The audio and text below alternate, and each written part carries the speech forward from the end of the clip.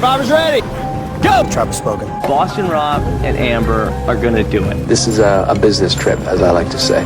You, Brad Culpepper. I'm tired of you and the fucking chicken. You can call me the puppet master. They can be my little puppets. It's not like you're making a deal with the devil here. You get to milk your own milk, I guess. Who the hell voted for me? Chicken. We got enough rocks here, too. We could build a pretty decent shelter just using rocks. I'm supposed to talk glamour to you. You understand that better? Direct from Hobart, it's time for the only Survivor podcast in Australia dedicated to Survivor, bringing you all the latest interviews, episodes and opinions from the greatest reality show on the planet. It's Survivor Oz, and here's your host, Ben Waterworth. It is Survivor Oz, Australia's number one TV and film podcast, as we continue our second chance interviews for Survivor Season 31, where you get to vote for the cast who will be on the next season of Survivor. And it is an honour to welcome back our next guest. He first came on this show a couple of years back to talk about his time on the Australian Outback, and every single time there is a chance of somebody from Season 2 returning, I just get a little bit happier, and particularly when it's this guy in the mix. His name is Jeff Varner, and he's with us now. Jeff, mate, welcome back to Survivor Oz. Hi, thank you. Thank you for having me back. It's very early morning for me, so I'm going to say good morning, but good morning. Good morning. And hi. Hi. Thanks for having me. Yes, look, it's very exciting times right now for Survivor fans, and very exciting times for 32 of you right now who are campaigning. How are you handling this, Jeff? How's the nerves and the excitement's going right now? Oh my God, I'm exhausted. I don't know how people running for office do this. I'm seriously so tired. I'm having to work too, so I've got a real job. And I'm working all day and campaigning and doing podcasts and interviews. And, there's the mainstream press that's calling me to do stuff too. So I'm just going. The phone will ring from CBS and they'll say, have you packed this? Do you have that? And go get this and do that. And I just want to kill people. I'm needing an island so I can just get away from all of this for a minute. That 20-hour flight to wherever it is we're headed looks very attractive right now. Yes, and day one of sitting around just relaxing right now is the best thing, living without comfort. It's sounding like heaven right now. It really is. It really is. And I've got, 8 days, 7 days? No, it's set. Is this Wednesday? It is, yes. For me, it's Wednesday. Wednesday night for us too. So we're on the same day for once. That's good. I like it. Oh, my God. Yeah, so the thought that there's 7 more days of this is making me crazy, but I'm having a blast. It's so much fun. It really is a lot of fun. I'll be glad when it's over, but it's great. It's an honor to be in this mix. It's great to be part of this situation. I love this twist. It's just offering up so much newness, this is the first time that this has happened. It's also the first time the contestants have known who they are before they play, which is opening up a whole nother can of worms. And it's just fascinating. Did you think that this opportunity would come? Because I do remember you sort of spoke to us a little bit about other chances that you did have of possibly returning. But did it get to a certain point, Jeff, where you thought, well, maybe my chance is never going to come again? Yeah. And it's also a chance of I didn't want to do it again. It's been 15 years. So you let go of it and you move on. And when I got that phone call, it literally came out of nowhere. I didn't expect it. It wasn't something I was even thinking about, which was exciting to get, I don't know how many more chances I'll have after this. So you guys can vote in Australia, can't you? We can. Well, I've been voting every day and it hasn't stopped me. God. So get on it. Get everybody on it every day. We've been trying. On it. Vote for me. Thank you. I hope you are anyway. Well, in all seriousness, personally, I've been watching the show since day one. So, season 2, so many reasons why it's, very personal to me. I love your season. And, obviously, people who've been watching since day one hold it very close to their heart. But yes, Jeff, Australians, you and Kimmy right now, you're almost like our own citizens. So we've got to vote for you guys. Oh, my God. Good. Then good. If you must vote for both of us, do it. But whatever, just vote for me. We'll just forget Kimmy and just make sure it's Jeff only. I'm dying to kill a chicken right in front of her. Well, it must be a very interesting sort of prospect having her on the list because you guys have history. You brought her up in your campaign video, Jeff. So when you saw her name on there, what were you thinking? I didn't see her name. I saw her face when we were in our casting period. And forgive me, I'm still not in my coffee yet, so I feel like I'm speaking slowly. When I did the whole casting part in L.A., the psych test and everything, she walked in the room. Wow. And I panicked. I mean, I couldn't breathe. Everything I locked down. Troy Zan was sitting in front of me, and I wanted to just reach up and pull his ponytail and be like, make her go away, make her go away, make her go away. And I don't remember really a whole lot of that. I looked at her and tried to make eye contact with her, and I remember a dirty look. And so I just stopped, and I called my mom when I got back to my room. She thought it was the funniest thing in the world. Wow. That's amazing. And that was how I knew Kimmy was there. Wow. And I kept running into her in the hotel as we're going from, one section of the casting process to the other. They keep us all apart very well, but there would be this shadow that would pass by as I'm passing by, and it was a chicken shadow. It was Kimmy. I just saw it. I could feel it. I even told the casting girl, I'm like, that's Kimmy, isn't it? Isn't that Kimmy? Isn't there anything that we can do to get her disqualified right now? What if I yelled her name in the middle of the lobby? Just start tweeting her name. Kimmy Kattenberg might be on the next season, folks. She's leaking spoilers. No, I would never do that. I would never do that. I want her to have as much of a shot at this as I have, and it's been so long. I'm going to give her such a hard time. She's going to give me a hard time. I just see it coming. I've made peace with it at this point. I mean, I saw her for the first time in casting 2 months ago, something like that, a month and a half ago. So I've had time to make peace with it. Well, it's a funny thing with your season of making these kind of previous rivalries come back. I mean, we saw Jerry and Colby both times. They've returned. They've played on seasons together. And, even someone like, Amber and Jerry obviously worked together in your season, but then kind of Amber played a part in voting her out. So it's always kind of interesting how Australian Outback contestants, when they return, they often have this sort of, following on still from past connections. Following on? What do you mean? Like their beef continues, or they to be continued? Yeah. I like that. Yeah, that works. I don't know. I really don't know. I don't know how that will be. We won't know till the day this whole thing begins, and if I see her walking onto my mat, and all of a sudden I know that I'm on her tribe, and we're going to sleep in the same hut, and I'm going to deal with that when that happens. You might sleep somewhere separately. I'll be happier if I see her walk to the other side. I'll be honest. But if she comes my way, we're going to deal with it. And I'm sure we'll fight right out of the gate. I want to get it over with. Let's just go ahead and do it. Mm-hmm. You guys could form the closest alliance in the history of Survivor, Jeff. You could get out there, all of a sudden, bang, something clicks, and final two, Jeff Varner and Kimmy Kattenberg. Yeah, well, I don't see that happening.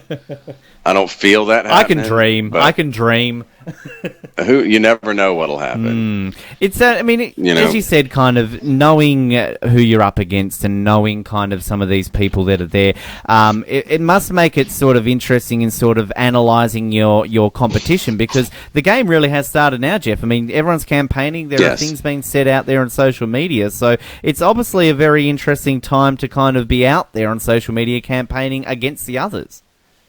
Yes, it is. I'm trying, though, just to focus on me, because I don't feel by any stretch of the imagination that I'm a lock. Mm-hmm. So I've got to work every single day to get people to vote for me. And, I'm listening to podcasts of other people, but I'm not, I've heard a couple. I haven't listened to everybody. I probably will before it's over with, just to get a sense of who people are. But it is a very interesting situation. I think some people have already shot themselves in the foot. I think the smartest people are the ones they don't have to campaign. Yeah. The ones who are already a lock, they know they're there, like Joe from season 30, Worlds Apart. Mm-hmm. there's no reason for him to even get up off the couch. He's there. Yeah, there's a few like that. I mean, and we've reached out to everybody, of course, and we've had people say, strategically they're not going on podcasts, but to us, we're reading between the lines and thinking that yes, okay, you're pretty certain you're going to be there, and for the most part, we would say we would agree with them. Yeah, and I don't have that luxury, so. Not that I wouldn't come on your podcast anyway. Well, of course. I need votes. I need help. I need people to vote. I'm working. I got a hustle going on, and I'm not letting it stop until I drop. Well, your campaigning is been very fun to watch because loving the pictures you're putting out there and the hashtags and all that sort of stuff. I mean, it's sort of a unique campaign, I feel, compared to a lot of the other people, and it's engaging the fans. Is that kind of the idea behind what you're doing with those? That is so cool of you to say. Thank you. Yes, as a matter of fact, those little graphics are coming to me from fans now. Wow, they're making them, and it's fantastic. I don't even have to make them. There was a person that was making some of those for me, and she made some great ones, and then it just went on from there, and they started coming in on their own. So the ones that are going up now are actually fan generated. Fantastic. And it's just awesome. It's awesome. And I've got some other things planned. I'm far from done. Trying to space this out so the good things happen in pieces. I don't know if it'll pan out. I'm trying my best to make it all work, but see how it goes. Yeah, it's hard work. It really is hard work. I wish I were one of those locks. One of those people that everybody knew was going to go, and so I could just sit back and chill, but I can't. It's hard work. And I appreciate your compliment about the campaign, because I am working hard. Well, I love the one that really stood out for me was the Philip Shepherd one, where it was I see dead people, and then it was hashtag vote Varner. I love that one. I couldn't stop laughing when I saw that. Good. There's some I have to be careful with. These people will send me some and say, put this up, but I know that it's going to piss somebody off. Yeah. I put one up of Spencer that said, the best, I'm a student of the game, and I tell you should vote for Varner. He wrote me back and said, that's despicable. How low will you go? And then I responded with one of Cass that said, if you're a real brain, choose me. And I said, that's how low I'll go. I can imagine Cass appreciated that. She favorited it on Twitter, so I'm assuming that I'm escaping that little altercation. Okay. Well, I think she likes you. Anybody else. I think she likes you. You're mentioning her in your campaign video and all that sort of stuff. So Cass might be coming up to you on day one, Jeff. Well, I hope they all are. I hope everybody is. I don't know why Cass came up. They gave us 1 minute to just go, and I just was throwing everything I could into that little 1 minute, and that little llama speak came up because it just was such a moment that stuck in my head. Oh, it was perfect. Well, I mean, that's the thing too with the videos, because people have been complimenting your videos too, and straight away I know when they release them, and I didn't get a chance to watch them to the weekend, but people were like, watch out for Varner's, Jeff's is the best video, you'll love it, and easily the standout, Jeff, it really was. That's great. I'm so happy to hear that. I don't know why it is.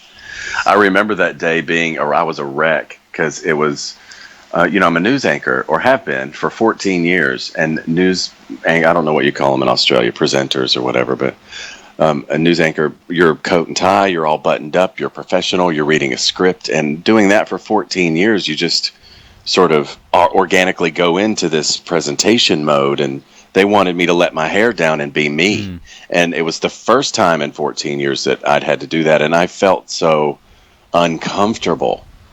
Like in becoming a news anchor, I was told so much by my bosses and by our coaches that, you can't do that. Don't let the Southern come through. Don't lean your head that way. Don't let your voice go to that place. And it's just, all of a sudden, all that had to be washed out. And I was so uncomfortable. I kept interrupting myself and telling the producers that were shooting, it's like, I don't know what I'm saying. I don't know what I'm doing. And then at the end of it, they all applauded and laughed and said, "We vote for you. That was a great video." Well, that's the thing. I mean, it looked like you were having fun, though. I mean, I think maybe that was all that. After 14 years, it sort of has come out of you now. Like, hey, this is what I can do in front of a camera. Hello. It was fun. At the end of the day, it was very fun to do, and I look forward to it. If I can get the chance to go out there and do that again, I look forward to just being me, and I will. I will let down the inhibition. I'll let the hair down, and I will just exist and go with whatever it is I need to do. Because I know that's typically when I make the best choices. You know, news anchoring was great for me, but it didn't. It kept me in a box, and I never could be me, and I was never really happy. And now that I'm out of it, I watch newscasts, and I think, you people are a joke. It's just so uncomfortable to watch these people and think, I used to do that. Because, Ron Burgundy, he exists because that's real. These people really are like this. And they just get so full of themselves, and I'm far from that. I'm just the opposite of that. Yeah, it's a very interesting way of looking at that, and I guess too, kind of the development of yourself over that period, Jeff. Because I mean, as you said, it's sort of been 15 years since you played Survivor, and development of yourself, development of the game. I mean, how do you feel kind of yourself will transition into modern Survivor compared to when you played back in season 2? Well, I think in season 2 I played modern Survivor. Quite frankly. Everybody was there for an adventure, and I was there for a game. And fortunately, so was Alicia, and we were the only two on my whole team who were. So we played, we talked strategy, we tried to come up with plans, and I tried to get Jerry to flip once we got over, and I played, and nobody else did. They all wanted the adventure. So I feel like I'm better suited for modern day Survivor than I was the old one in a weird kind of way. But in 15 years, I've matured, I've grown up, I'm older. Lots has gone. A lot of things have happened in my life, and I make better choices, better decisions. I'm a little more laid back. I'm a lot more laid back, actually. I think. Other people may tell you just the opposite. Who knows? It's kind of interesting you point that out about how you're doing that back in season 2, because do you feel that then might mean people might underestimate you coming into this game, considering you're from an older season, and they might go, he doesn't know what he's doing? Maybe, and that's fine. Maybe I don't know what I'm doing. It's going to be a matter of just starting it out. That's the whole point that I'm making, is that I don't, I'm just going to land and go and see what happens. I could make a brilliant move out of the gate. I could be an idiot. I have no idea. And I'm trying not to worry too much about it. I am not getting in any alliances. I'm not doing all this strategic pre-gaming. I'm just not. If people text me or not text me, but tweet me or email me or Facebook me, I respond. It's a cordial conversation, but I'm not talking game, and that's by design. I just don't want to. I want to land out there and let it happen. And just see how it all plays out. Just see how it all plays out. I don't know who any of these people are. It's been 15 years. Kimmy's the only one I really know. And God help me with that one. I heard one of her podcasts the other day, and I couldn't even get through it. That voice, it's like, I'm not kidding. I just reminds you of the comment, was it in the Back from the Outback one, where you're going on about Kimmy, you're going, she talks. It was... Yeah, I wanted to shake the shit out of her, and I'm in it. I just can't wait for that first day, Jeff, if you are on the same tribe, just to see whether you last a long time in the shelter, or you're just like, nah, I'm out, I'm sleeping on the beach. There is no shelter on the first day, so that's even worse. Yes, I'm gonna have to work with her to. I don't know. Mark Burnett, if you're listening, please put her on the other side. Please. What? And by other side, I mean the other side of the island. Yes, completely far away where you don't have to hear her at all. I hope I get the opportunity to play with Kimmy. Let me just put it that way. I really want to get on this thing. I really want to. One thing, in talking to Kimmy, we had her on the other day, and we were talking about obviously the location when you guys were in the Australian Outback. I mean, it was sort of a different location to where Survivor generally is filmed, with the water and the creek and that. So I guess you'd be looking forward to, Jeff, in a way, perhaps playing out there on a beach in sort of a tropical location. Yeah, I mean, we're at a disadvantage because we don't have that. Other people's second chances are going to be a second time on a beach, and we don't know anything about it. It's going to be unique in a way. I don't know anything about bamboo and sandflies and palm trees and coconuts. I have no idea how to open a coconut, and we don't have coconuts here that are like that for me to go practice. So, I'm excited about that. I'm really looking forward to it. I love the beach. Love the beach. Absolutely loved the Outback. I mean, Australia was wonderful, and I'm really doubting this place is going to hold up. because it's magical to me. If I had the money, I'd go back to the Outback, the exact same place in Australia every year, because I just love it there so much. You might have the money in a couple of months, Jeff, if you win. Well, I might, and if that's the case, I'm coming to Australia. We've been putting that out there. We've been saying to people, look, if you win, feel free to come out here to Australia. We can do your winners interview in person. Wouldn't that be fun? Yes. That would be great. And I've always wanted to go back to the location. That whole ranch up there, it's still there.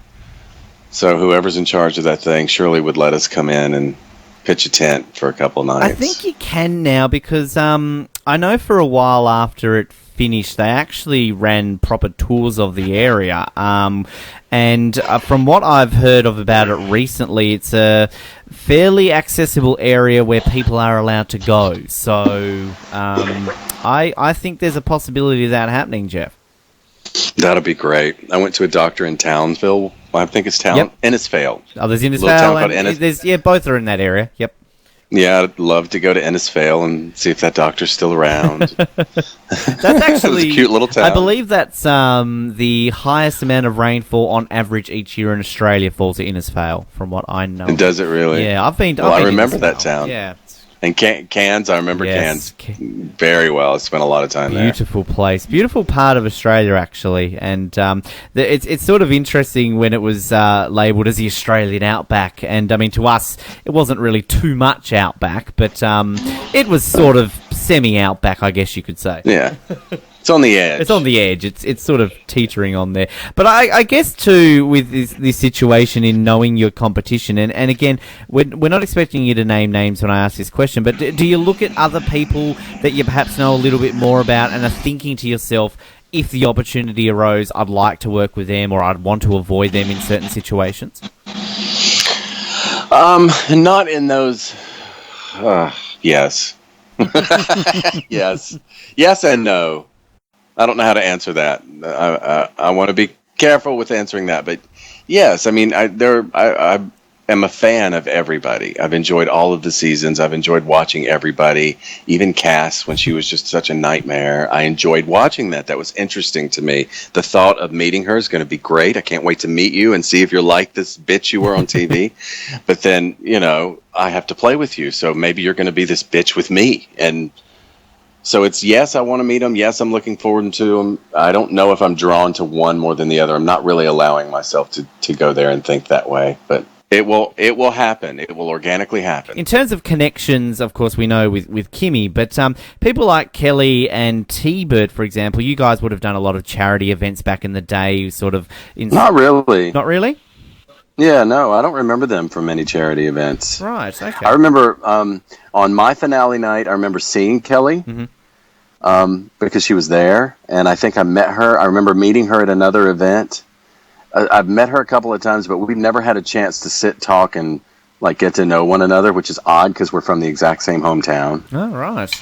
It's really weird. We both moved out of it, whenever we got old enough, so it's not like we're here hanging out or had the opportunity to do that, but Kelly, I've never really had a chance to hang out with. T-Bird, I remember I did one event with, maybe, but those things I never really enjoyed that. Some of these survivors love going to these things, but I just hate the way they make you feel. Okay. And I don't know how to explain that. I just feel like a commodity.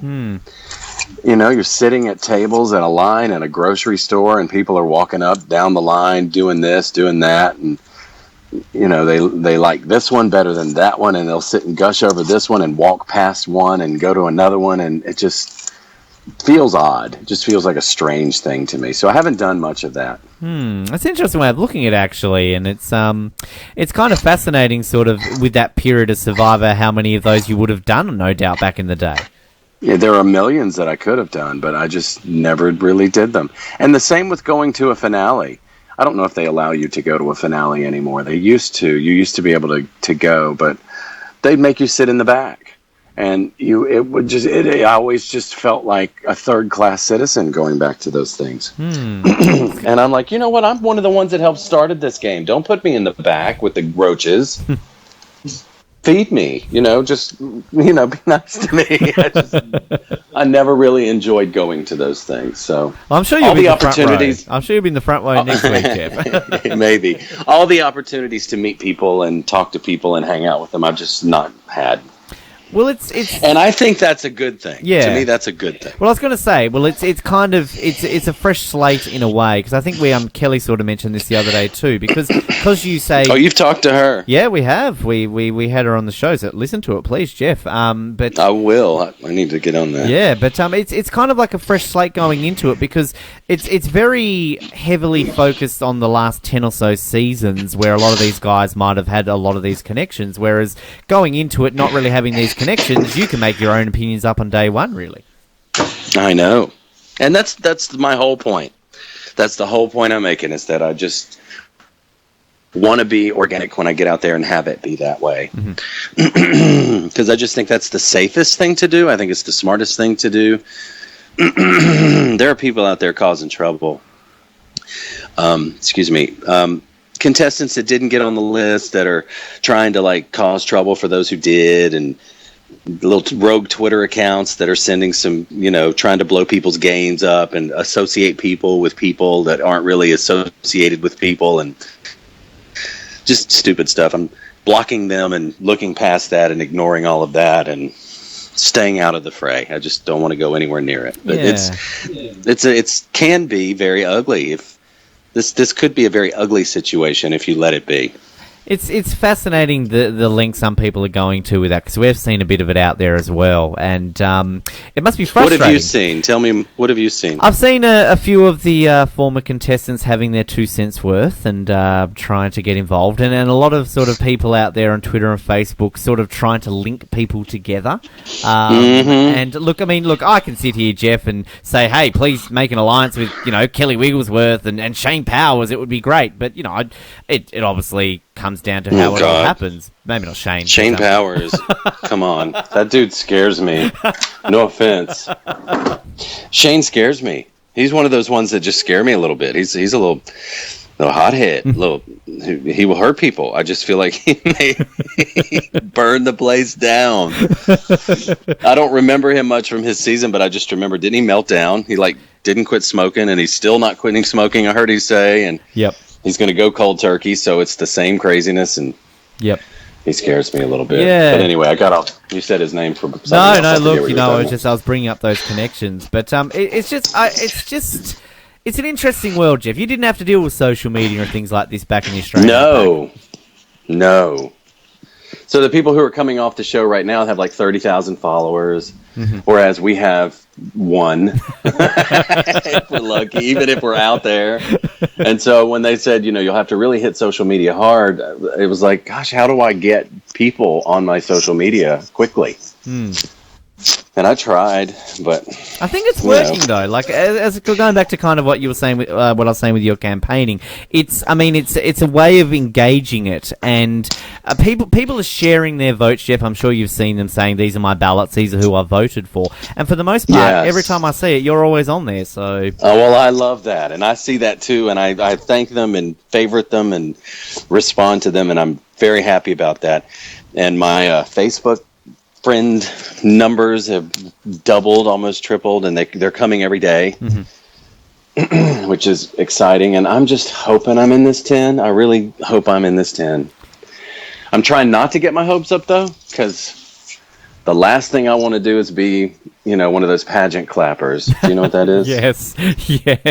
One of those chicks that are in the back and never get called to the front, and they just stand there and clap through the whole 2-hour pageant. If I walk away from the finale next week a clapper, I will die. I'm trying to make sure I'm in the right frame of mind. It reminds me of, I don't know if you watch much of Friends, but that episode when Joey was nominated for an award and he's practicing his subtle nod for accepting that he didn't win, and then they actually cut to him when he loses, and he's like, "What the fuck? Why the fuck did she win? What the fuck are you?" Like going off his Well, nuts. that's kind of what I'm thinking about planning. I'm thinking about orchestrating something like that, like some kind of meltdown. Like, Do it. I hope they don't check my pockets. Maybe I'll have like glitter in my pockets or something, and just have a whole moment. Just run up on stage and do a Kanye West. So like if they get there, they Right, I'm gonna let you have this, Shane. But right now, I'm the most deserving survivor of all time. Let me tell you why you need to vote Kimmy's ass out first. You know what? Let me tell you what will really be horrible. Is if I don't make it and she does. Oh, jeez. That will be horrid. I'm sorry, I'm tying a tie while I'm talking to you. I'm already late for work. I'm going to get fired before I even get out of here. Wow, you can go out and win the $1 million. But that would be horrible. No offense to her. I want her, I don't want to send any bad juju to anybody. I want everybody to be able to get on. I wish everybody could get on. And and I'm hoping that that's a twist. Yeah. That you get to the end and it's like, they send the 20 people out the door going on, and then they tell everybody else, hold tight because you're going to. And here's the twist. It could work. Yeah, it could happen. That's kind of what you never I'm know. hoping. This is Survivor. But I'm going to figure out how I can have a nervous breakdown in the aisle. Let's do it. I want to see chairs being thrown. I want to see Troyzan's ponytail being grabbed onto and flung. Just full on reactions going on. And I tell you what, Jeff, look, if that happens, it's not going to happen. You're going to be out there. We're being positive for you. But should Kimmy make it and you don't, come on this show every week during season 31 and just badmouth Kimmy. How does that sound? You got a deal. Go ahead and get to work on the Kimmy is a Bitch theme song. Done. I'll get our writers onto it straight away. They'll start writing. Now, Jeff, we always like to give every single one of the candidates an opportunity to close out with just the floor's yours. Tell people why they need to hashtag vote Varner. Well, and here's the part I'm just so exhausted. It's I don't know if I'm ever even saying the right things because this is the speech I give every single day. And I don't want to say the wrong thing and I don't want to leave anything out. So I'll just say out of all of the dudes on that list who've been waiting for a chance to go back a second time, I have waited the longest. Period. Point blank. So, so many things happened in my season. There's a lot going on in my world. I don't want to diminish anybody else's opportunity because 6 of us aren't going to get on, but I really want this opportunity. I'm passionate about it. I'm going to work hard to do well when I'm out there. I'm not going to make some stupid decisions. I'm really going to work hard. I will love and worship Kimmy if the need comes for that, but I might cuss her out first. And if I see Shane having a nervous breakdown because he needs a cigarette, I might just sort of stir that up just a little bit. I don't know what will happen, but just, go old school. Just, we need it. We old people need this. You got 5 brains that are just standing in line that could end up out there together on the same tribe, and that's not right. God bless them. I hope they all get out there, but just, realize we old folk need your help and give it to us. Throw it our way. I promise I'll never take my clothes off. I won't scare anybody. What else do I need to say? I just think people need to be reminded that you were the guy trying to make people throw up during that eating challenge. So if Shane's dying for a smoke, you'll be in the background dry puffing a cigarette going, "Hey, Shane." Oh, God, that's great. Thank you. Thank you very much for that. You're welcome. Thank you. There you go. That's awesome. I will see hashtag Survivor Oz memories on the screen when they bring that up. So. Let me find something to roll up there and just walk around, pretend like I'm smoking it. Oh. Do it. Jeff, it's been an absolute pleasure getting you on this show again, mate. Really appreciate the time. Best of luck. And look, I really hope the next time we talk to you is after you've been on season 31 and return as a winner, of course. Well, of course. I hope so. But please, Australia, vote. Our hearts are with yours. We're your cast. Kimmy and I are your Nobody else has been there. We're the only ones that's ever been part of that. So I feel a bond to that wonderful country, and I just hope that Australians will vote for us. And there you go, Jeff Varner. Such a pleasure to have him back on the show. It's been about 3 and a bit years since we've had him on Survivor Oz, and very memorable times. I remember back when we got him on back in 2012, and personally, big fan of Jeff's, obviously from the Australian Outback. Love that season. So every single finger and toe is crossed that we, in a week's time, will get to see his name called out and being playing on season 31. So please, hashtag vote Varner. Go to cbs.com right now. Second chances. Vote for Jeff and make sure he does get out there, because it will be a travesty if we don't see Jeff Varner playing Survivor once again. Our second chance interviews are continuing. Plenty more still to come. Make sure you check out our website. Subscribe to us on iTunes. Easiest way to get them direct to your device. And of course our Facebook, Twitter, where you can see all the information in the meantime. My name is Ben. Survivor Oz, the tribe has spoken. We will speak to you next time on The Trains.